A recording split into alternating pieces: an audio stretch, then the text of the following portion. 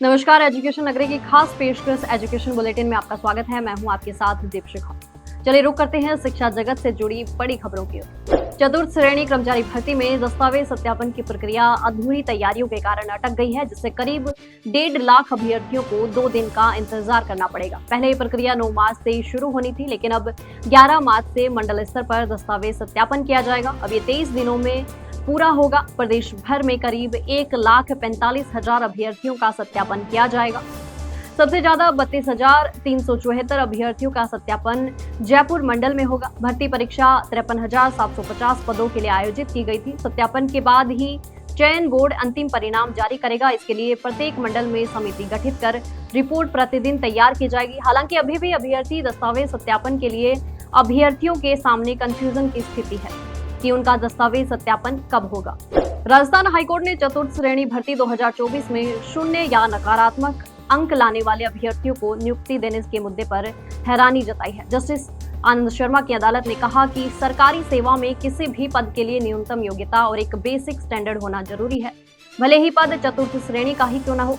सुनवाई के दौरान कोर्ट ने टिप्पणी की कि या तो परीक्षा का पेपर स्तर से अधिक कठिन था या फिर भर्ती के मानक इतने नीचे रखे गए कि योग्यता का कोई महत्व ही नहीं रह गया। कोर्ट ने संबंधित विभागों को शपथ पत्र के साथ इस स्थिति का कारण और सुधार के उपाय बताने के निर्देश दिए हैं। मामले की अगली सुनवाई 7 अप्रैल को होगी।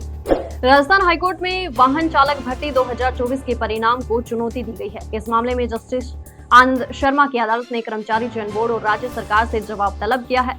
याचिकाकर्ता संदीप व अन्य की ओर से अधिवक्ता रामप्रताप सैनी ने कोर्ट को बताया कि भर्ती नियमों के अनुसार ट्रेंड टेस्ट के लिए 10 गुना अभ्यर्थियों को बुलाया जाना चाहिए था, लेकिन ऐसा नहीं किया गया।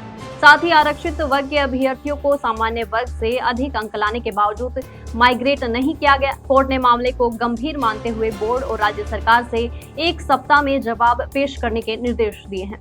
विधायक कालूराम वर्मा ने चिकित्सा विभाग में राष्ट्रीय स्वास्थ्य मिशन के तहत कार्यरत संविदा कर्मियों के नियमितीकरण का मुद्दा उठाया है। उन्होंने कहा कि संविदा रूल्स 2022 के अंतर्गत लंबे समय से सेवाएं दे रहे कर्मचारियों को नियमित करने के लिए सरकार को ठोस कदम उठाने चाहिए। विधायक वर्मा ने मांग की कि CSR रूल्स के तहत सृजित नियमित पदों पर जल्द से जल्द नियुक्तियां दी जाए।